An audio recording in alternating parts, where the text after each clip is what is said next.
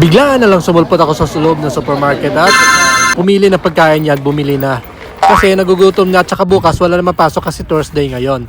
Ayan, nabili na ako ng pagkain, dinala ko dito sa park at dito ko na to lalantakin. Una muna yung Coke kasi nauuhaw na ako tubig.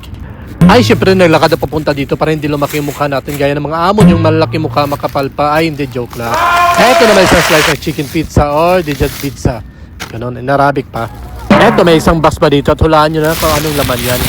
Syempre, nauuhaw ako at masarap nga naman magtambay dito kasi konti lang yung tao, ilan lang.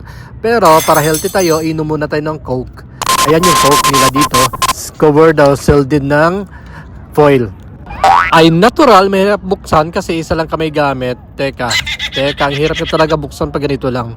Ayan, saglit lang, ikat muna natin. At syempre, maghintay muna kayo mga viewers. Kunyari may viewers kahit wala.